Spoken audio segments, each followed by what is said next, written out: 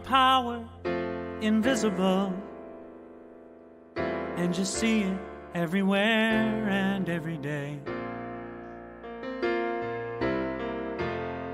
One power, indescribable, and you speak of it with every word you say. Mysterious until you know the truth. As simple as the love inside of you. Call it God, call it Spirit, call it Jesus, call it Lord, call it Buddha, Baha'u'llah, angels' wings or heaven's door. But whatever name you give it, it's all one power, can't you see? It's the power of the love in you and me. One power, one power. Well, good morning and welcome. Such is the nature of life that all it asks and all it wants is the opportunity to appear. You are that opportunity, and so am I, and so it is. Welcome, everyone, to CSL MIDTOWN, coming to you this morning from Atlanta, Georgia.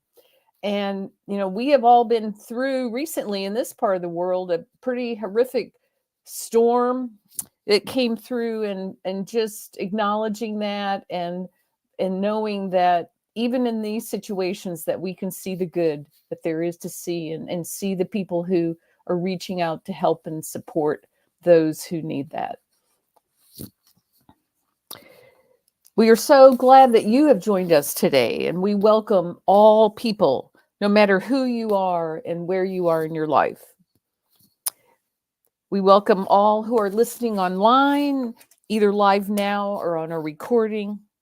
Our center does reflect the beautiful, diverse tapestry of life that is everywhere present. So we welcome you, whoever you are, and whatever path brought you here today. And we know that you are an individual expression of the divine life in which we all live. You are welcome to participate here today and to become part of our community. We hope that those of you who are watching our broadcast on social media, such things like Facebook or YouTube, that you would like and share this with your friends. So join us. This is the last Sunday in September, so we're going to be wrapping up our talk about peace. For a better understanding of who we are and what we teach, we're going to listen now to the Declaration of Principles. And I think some of this is actually the voice of Ernest Holmes, as assisted by some technology. So here comes our Declaration of Principle. A few of the Declaration of Principles we live by. I believe in one God, one absolute power, and first cause to all things. I believe that this power is perfect love, and it creates out of a desire to express love.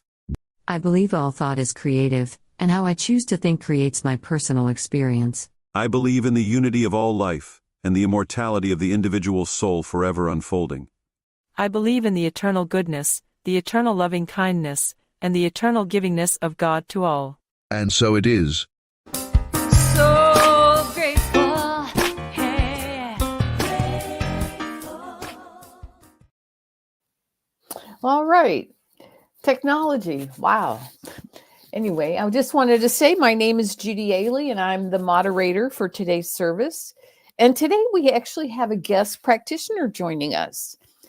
Tony Jenkins is a practitioner at the Spiritual Living Center of Atlanta, and he is here to share a few words of wisdom and to lead us in this spiritual mind treatment. Tony his specialty is working with people who have severe trauma, and he helps people to figure out how to lead their best life. He's been a practitioner since 2018 and serves as the vice president of the board of SLCA. So this morning, join me in welcoming Tony Jenkins, practitioner. We're so glad you're here today. Thank you. Thank you. It is my pleasure to be here with you this morning.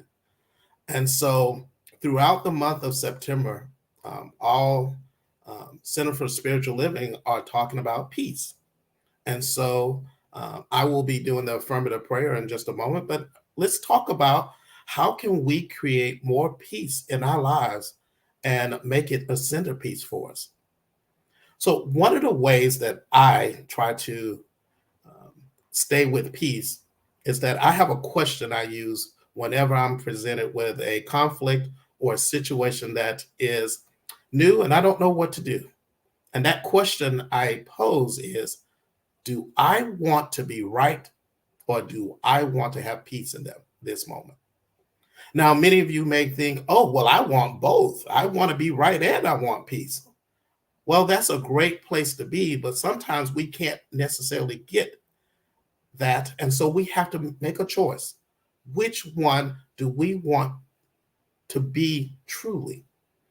And this question helps me to remember that if I'm going to choose peace in this moment, then that means I have certain behaviors that I have to do in order to make that work. That looks like I can't be unkind to someone. I can't use words that may hurt their feelings, bring about resentment or defensiveness.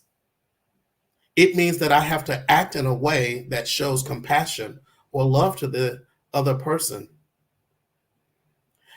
What it boils down to is I have to make a choice. And that's what's the key piece to this is peace is a choice that we have to make every moment of every day.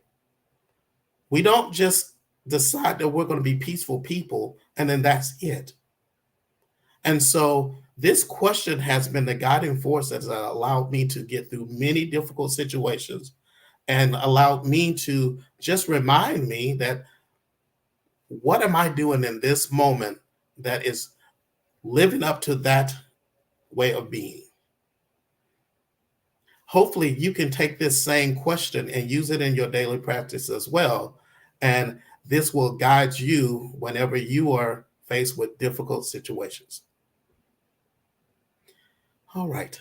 And so what I'd like for us to do at this moment is let's go ahead and just relax, take a few cleansing breaths, and we're going to move into a spiritual mind treatment. I'm going to do this spiritual mind treatment in the first person, but know that this is a treatment that is for anyone who is listening.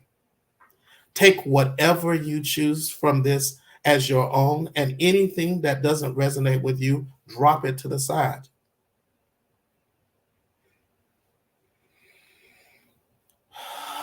And what I know is that there is only one power, one source, one absolute cause throughout the universe.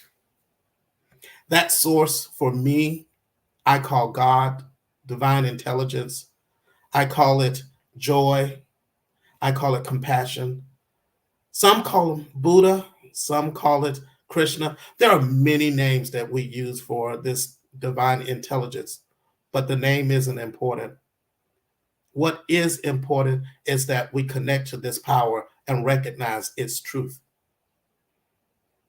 How I do that is to call forth that right here, right now, and know that every fiber of my being, every cell in my organism is connected to the one source, the one power.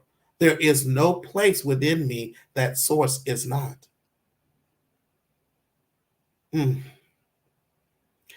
Isn't that wonderful to be able to know I can connect with power, with source, with intelligence, with just the simple grace of taking a breath?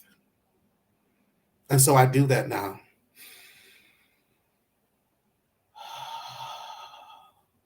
Recognizing that truth, it reminds me that I can choose peace each and every moment, because as I can focus on my breathing, I can also focus on being compassionate, being loving, being kind, and being that which others feel safe, secure, and held in their arms. What I know is as I engage in this, as I show up as a loving person, then I am always acting in a peaceful manner. That is how I choose to participate each and every day. And it's this choice that I continue to make each and every day, knowing that it is my divine right to do so. I'm so grateful for being able to understand this principle and make use of it every day. I'm so grateful to have the opportunity to share this knowledge with others, whether it is someone at a center or just someone on the street. I'm grateful to be a part of a community that helps remind me when I forget this sometimes. And I'm also so grateful to have the opportunity to touch base with the divine presence within me at any moment and at any time. That brings such comfort for me. As I fall into that presence, as I relax into that moment, I know that the law has received this. It has taken everything I have said and says yes to it, because that's what it does. It doesn't argue, it just receives and produces. And so I release this into the law, knowing it is perfect, well and done. And if you're in agreement with this treatment, please say with me together. And so it is. Peace and blessings.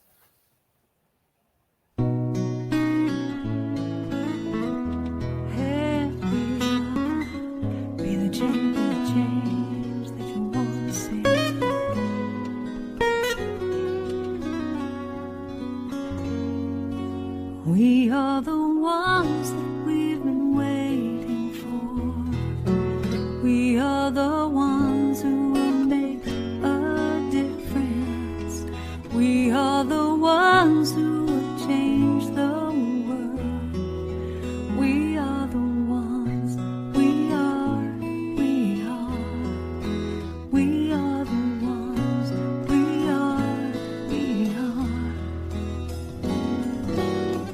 I've been feeling like I can't make a difference. I've been feeling like there ain't no use. Feeling tired and a little unconscious. Coming up with every kind of excuse till I realized it's not all up to me. When we join together, we shape our destiny to see a world where we are living as one. It can be, it shall be, it will be done. We are the ones that we've been waiting for. We are the ones who will make a difference. We are the ones who will change the world. We are the ones. We are. Yes, we are the ones. We are. No one else gonna make the changes. No savior gonna drop from the sky. Nothing left to do but wake up, 'cause it's really up to you and I to take it one step at a time. Stand together with your hand in mine. Then we will see the world that we've been dreaming about. We need it now, the time is now, there is no doubt. We are the ones that we've been waiting for. We are the ones who will make a difference. We are the ones who will change the world. I know we are the ones. We are. We are the ones. We are. And I am the one that I've been waiting for. I know I am the one who will make that difference. I am the one who will change the world. Yes, I am the one. I am. I know I am the one. I am.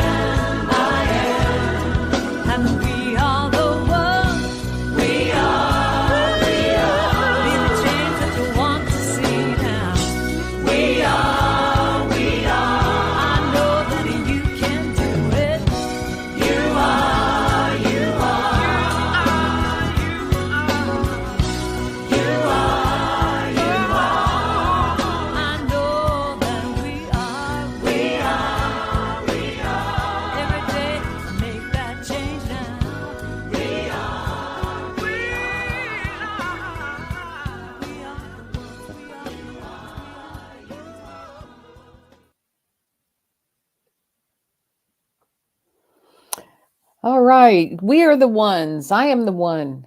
Love that song. Thank you, Tony Jenkins, for joining us today in beautiful words and a wonderful treatment. All right. Today, we welcome back to CSL Midtown Reverend Mignonne Pollard. Reverend Pollard is a Center of Spiritual Living licensed minister of religious science and has been a practitioner for 10 years.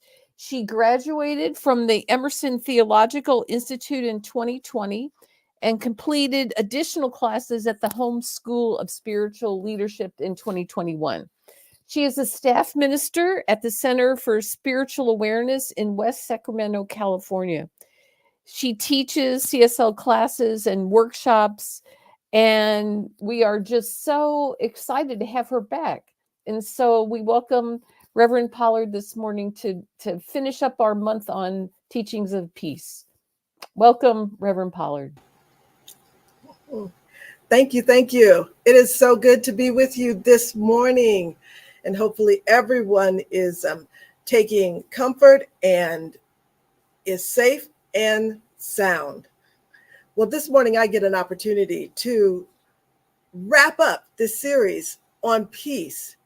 The peace that has been explored has been inner peace, it's been peace with others, peace in the community, and world peace. And today what we're going to do is we're going to put it all together and we ask ourselves this question: what is mine to do? What is mine to do to have a grand rising and to reveal peace on earth right now? You know, it's like Karen Drucker's song, we are the ones that we've been waiting for, and not anyone else. Ernest Holmes reminds us that when we consciously choose peace, peace will manifest in our personal lives and in our world. Now, one of our Science of Mind principles in our Declaration of Principles, it says that we believe that the ultimate goal of life to be complete freedom from all discord of every nature, and that this goal is sure to be obtained by all. Now, sometimes people look at this principle and think, oh, it's about freedom.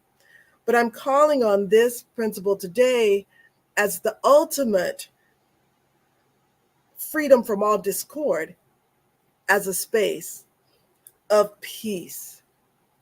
And as we know, Science of Mind takes its teachings, its learnings from all of the different major world religions. We take that kernel of truth and we infuse it into our daily lives and our understanding of how the world works.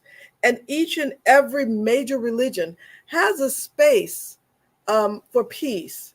I just want to share a little bit about several of the major religions. So Christianity says that its major focus is peace on earth. It's the central message of Christianity. And it was delivered by the shepherd. It was delivered to the shepherds by the angels when Jesus was born. And the Christian church views peace as the legacy of Jesus and as the result of divine love and order. The result of divine love and order. But Hinduism is not necessarily peace, but is very closely related. It's nonviolence, or anishma.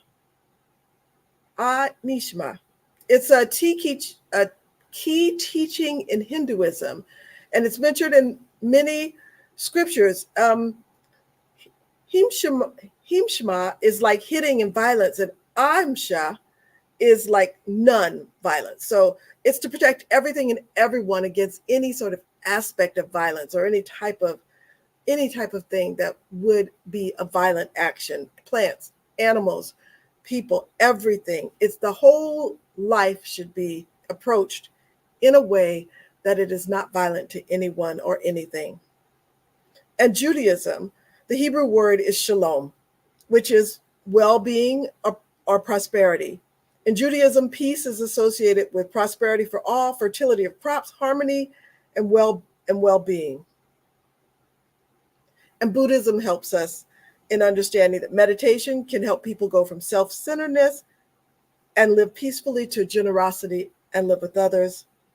And finally, Islam.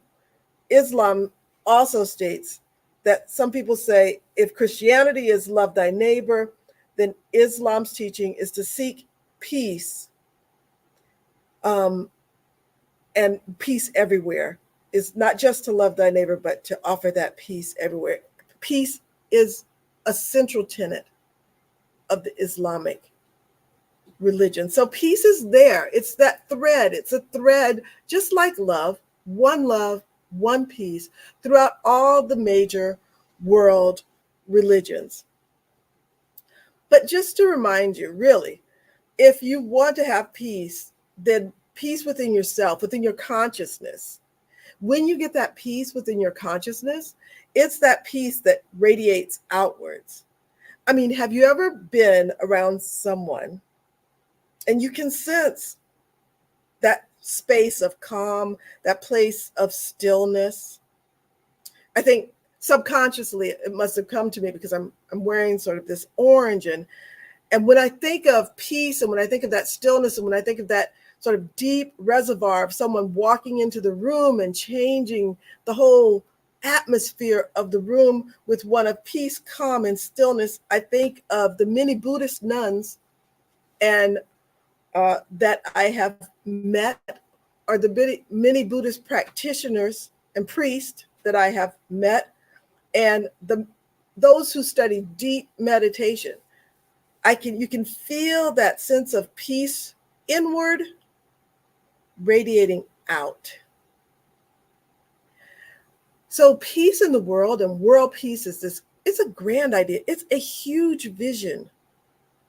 But it's one that we can cultivate that peace in ourselves and in our immediate surroundings.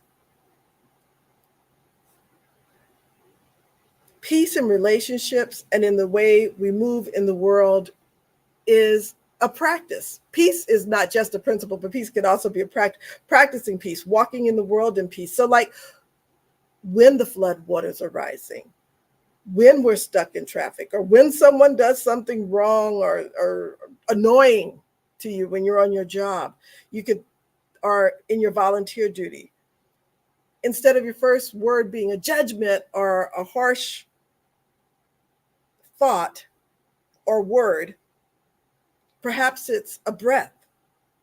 And this is practicing peace, practicing compassion within ourselves and for others.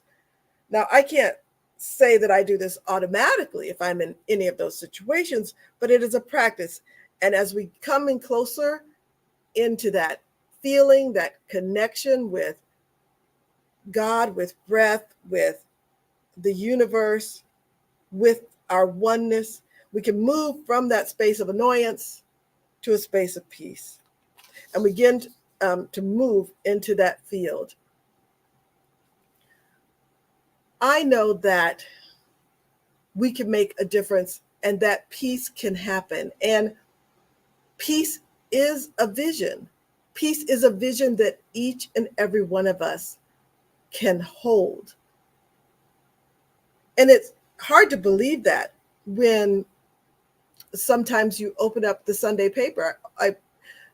In the past, I would get a big, thick New York Times and go to have a brunch. And this was before I was going to CSL or any church regularly. Sort of my church was sort of going out, getting brunch, getting the New York Times, opening up, looking at it.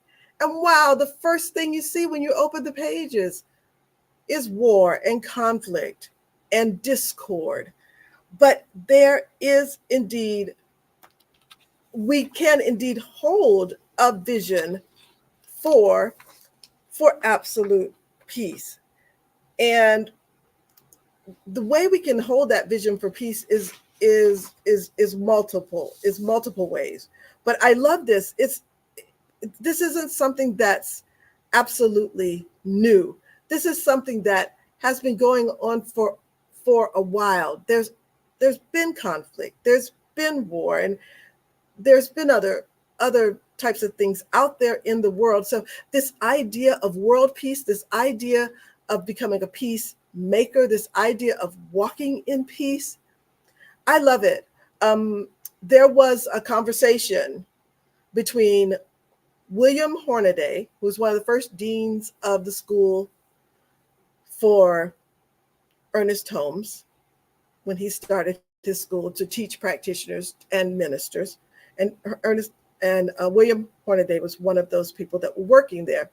And there was a conversation recorded between William Hornaday and Ernest Holmes. And they were really turning over this idea of, how can we think about this big grand thing of world peace? And Hornaday says to Holmes, he says, how can you and I be at peace as long as other people on earth are obliged to live in horror? A child is murdered, dictators impose slavery on societies. How can we know comfort when other people's lives are tragic? And Ernest Holmes said to him, he says, there's evidence that humanity is evolving. And I look to the day when we overcome our experiences and raise triumph over our present limitations. There are mysteries, but we know there's also the law. And in order to abide here, we must have very positive acceptance of the ultimate goodness of life, towards which goodness is where I believe we are traveling. We all have a choice in this life, but the universal intelligence must be the essence of goodness and beauty and truth. So even though we think that there's this idea of the world moving in spaces that can't be ones that are calm or peaceful, that there is peace, and we must hold that vision of peace. Now, in Science of Mind, what I really like is that I like the fact that there are in mental equivalents that we can hold as we think about not only our peace in our personal surroundings, but really peace out there in the world. There are people who have that consciousness, just like when they walk in the room and the room comes to peace and stillness. There are people that can have that consciousness that help all of us rise up and to have that consciousness of world peace. So I want to just talk a little bit about one love and one peace. I have never really thought of Bob Marley as a peace ambassador, but I was on a long trip back. I was on a plane ride back from a long trip, and I saw this movie, One Love. And yeah, I think I know a few things about a few things, but I didn't know hardly anything about what was going on in Jamaica in 1978. In Jamaica in 1978, there was killings, there was fracture. The country was going through brutal bloodshed. Two political parties were at one another. And Bob Marley, having world-renowned success with a message of love and one peace, spreading the Rastafari religion, which, if you have a chance, look into it. The basic principles are amazing and in alignment, actually. But Bob Marley said that he wanted to bring the country together. So he came back from a European trip, and he held many peace concerts, I understand, during this time. But the most famous peace concert was in Kingston, Jamaica in 1978.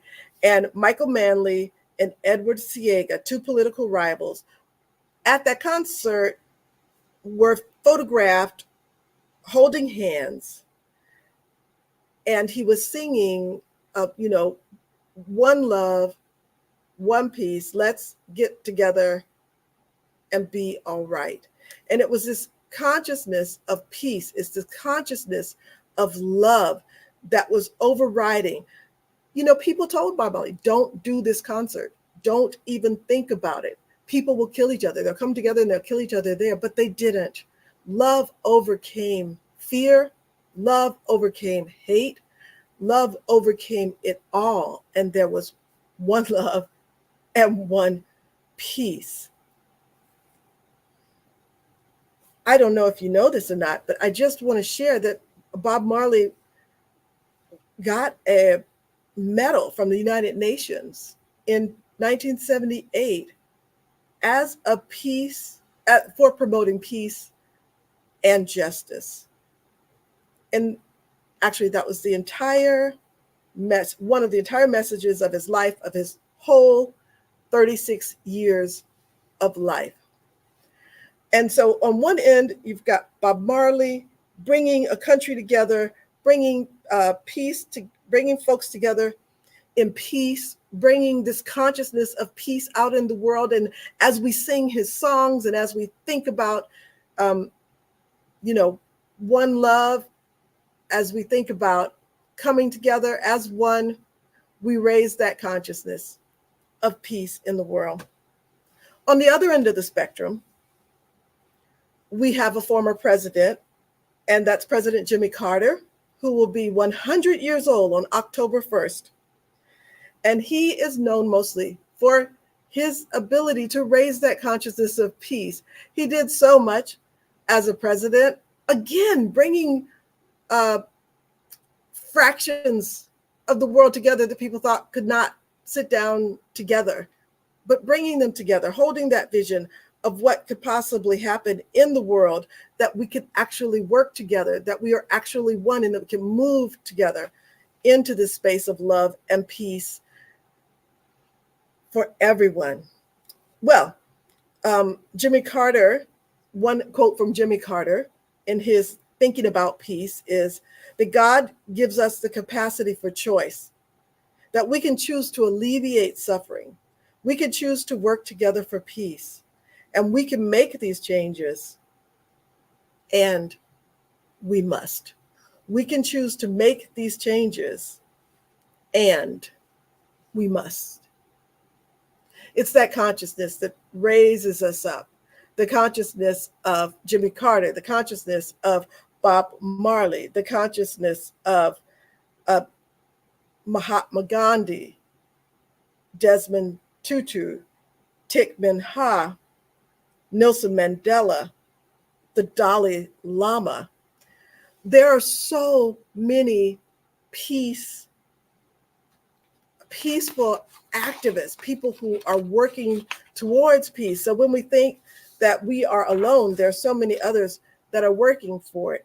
People that we know and the people that we don't know. And they're of all different ages and races. And I think so what I'm trying to do is say, if you're thinking about peace, if you're thinking about how can I bring this consciousness of peace into my world, into my immediate world, into my community, into my city, into my state, into my country, there's so many examples of people whose names we know and people whose names we don't know. They're from every ethnicity and race. They're from Europe, Africa, South America, Australia. They are women, they're men, they're straight, they're LGBTQ, they are pacifists, peace activists, and anti-war activists. There are people like Jody Williams, who's an American, who's an anti-landmine advocate and a Nobel Peace Laureate. And it's throughout all time. There's a Frenchman named Émile Armand, who died in 1921, who actually coined the frame pacifism. And there's Takahashi Akiba, a Japanese pacifist and nuclear disarmament advocate, who is the former mayor of Hiroshima. You know, Dr. Martin Luther King says the difference between what we do and what we're capable of doing would suffice to solve most of the world's problems. that we have the ability and the capacity to bring about peace, harmony, joy on this earth, right here and right now. And we can do that in so many different ways. When I think about peace and what we do and what we do well here at the Centers for Spiritual Living, is I think about meditation and prayer. And mostly I think about this meditation and prayer for world peace. Because when it's been proven, studies have proven that when we pray and when we come together, that this united consciousness actually can raise the field of awareness and actually impact.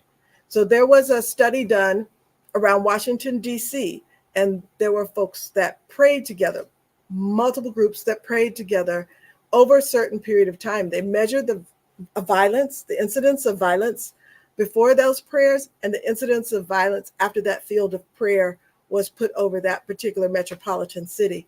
And during those times of prayer and meditation and focused attention by a group of people, they've studied and found that the violence did indeed go down, that the rates of violence went down. So I remember a quote that Ernest Holmes says, if we could just get like 1/10 of the people just focused on peace, focused on joy, focused on love at the same time, that we can raise the vibration of this earth and move us into, as Eckhart Tolle would say, like a new earth.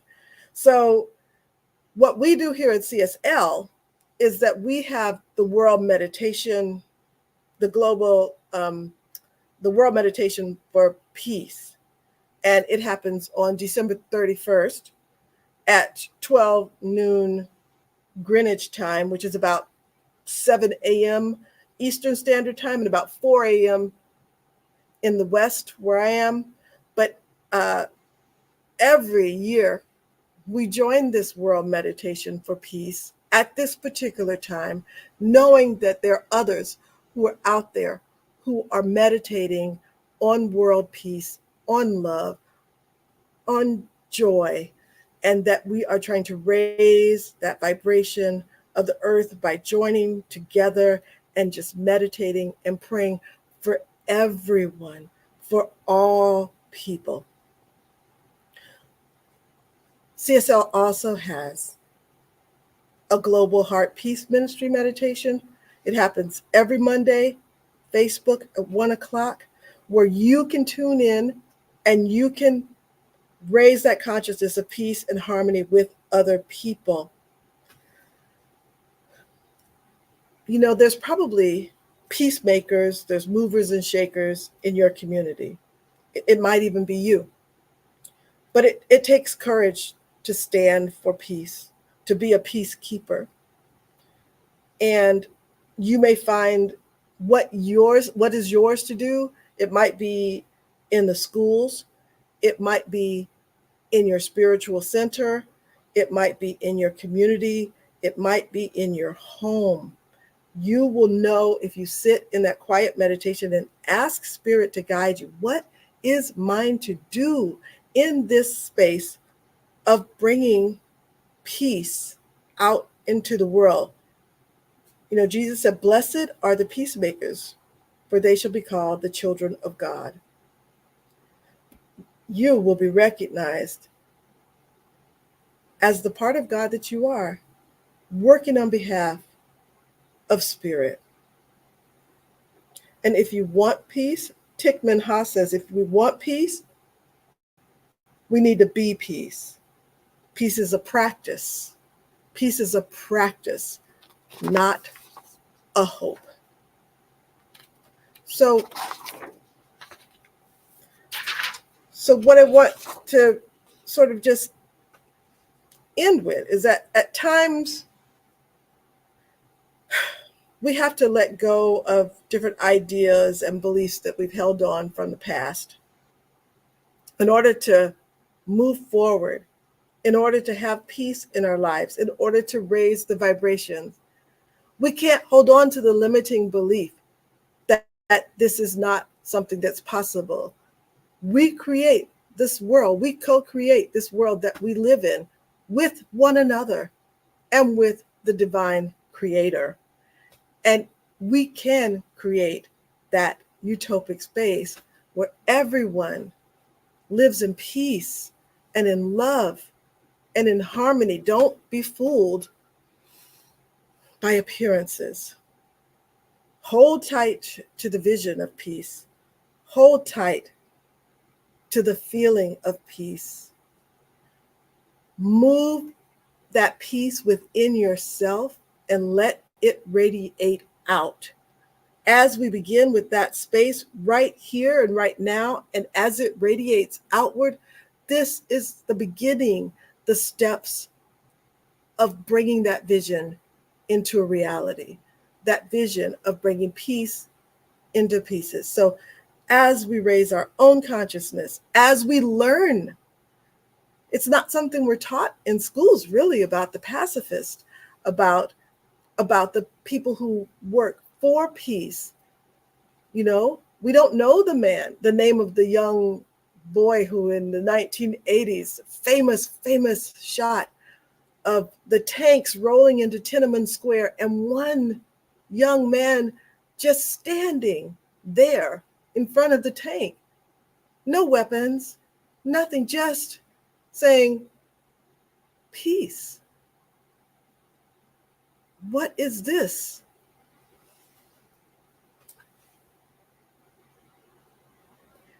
So the question we asked ourselves is, what do I need to do to have more peace in my own life? What do I have to do to have more peace in my immediate surroundings? What do I have to do to have and cultivate peace in my community, in my city, in my neighborhood? Is it a new spiritual practice? Sure. Can we treat peace as a spiritual practice? Can we practice peace and compassion with every step and every breath? Can we release or let go of some situation or circumstance that no longer serves our higher good? Can we release a limiting belief?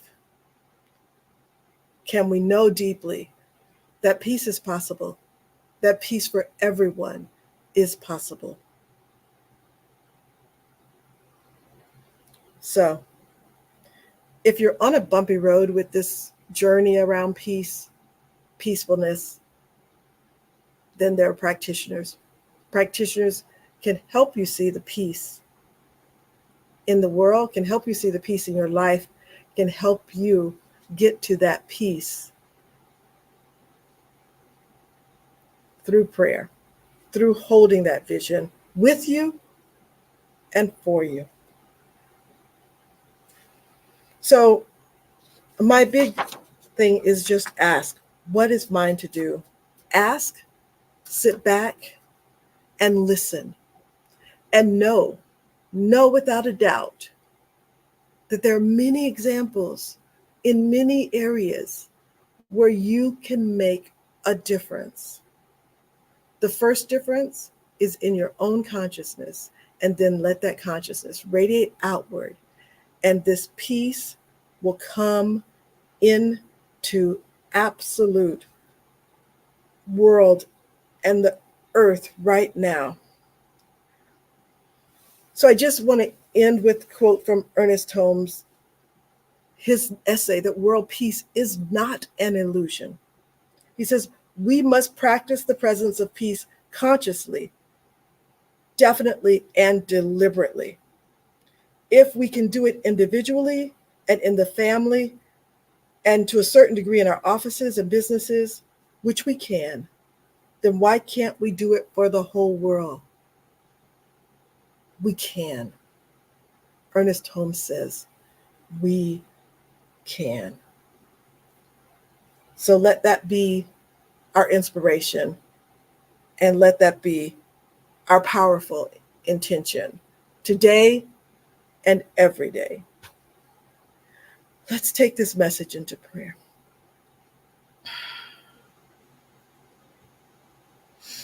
I know that there is one and only one. There's one energy that is out there that is of peace and love and continual evolvement into higher and higher vibrations. And I radiate that vibration of peace and love and joy. And each person here radiates that vibration of peace and love and joy. And I speak my word that as we come together and as we work individually and as we raise our consciousness to this consciousness of walking daily in peace and love, that the world's vibration is raised and that peace and love becomes the norm. It is the norm upon which each and every person walks on this earth. And I am so grateful and thankful. I am so grateful and thankful for all those peacemakers, all those people who have raised our consciousness around pacifism, around nonviolence, around walking in peace and love and harmony. I'm so grateful and thankful for all of the teachers before, so grateful and thankful for all of the wise words, so grateful and thankful for all of the prayers, so grateful and thankful for this planet continually evolving into this peace and love sphere spinning through the world, spinning through space. I'm so grateful and thankful for it. And I release this word into the law. And together we say, and so it is. So it is. So it is. Thank you so much for Mignonne. There's a lot to think about in that talk she gave us this morning. And now it's time, and we're appreciative of all the speakers that we have, but especially each Sunday that we get to hear these inspired talks, thought-provoking talks that Centers for Spiritual Living Midtown bring you each and every week. And I'd like to consider asking you to elevate your contribution so we can keep doing this each and every Sunday, where you can donate at cslmidtown.org/donate, or you can click on the QR code when it comes up in the window and our affirmation of prosperity. I live in a universe of abundance. As I freely and joyfully give, I join in the divine flow, and all that I share with life returns to me multiplied abundantly. And so it is. I know we have a few announcements. I'd like to thank our practitioner this morning, Tony Jenkins. Thank you so much. Reverend Mignonne, what an awesome talk. Next week, we're going to be online. It's the first week of October, but we're going to be online. New theme for that month is the power. So we've got that. And the following week, the second week, we will be live in person. So if you're coming in person, it's the second weekend in October to come and visit us there. And right now, we've got our discussion group on Zoom. So if you want to join us over there, visit the website, cslmidtown.org, and scroll down. It'll take you to the Zoom link. There's a little code. Grab that code and join us in the Zoom room if you're not already there. So now I'd like to do our affirmation of life. I leave this place now knowing something better than I knew before. I go forth into the world with a heart full of love and a mind full of good sense. I look at the world in a greater way, knowing that I have within me everything I need to create the life I desire. I give thanks for this understanding, and I am grateful for the spirit of life that lives through me, and so it is. Have a great week, everybody. We'll see you. Hey, I'm so grateful.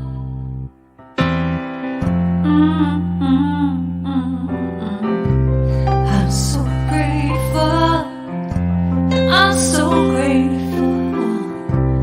I'm so grateful for all that I have. I'm so grateful. I'm so grateful.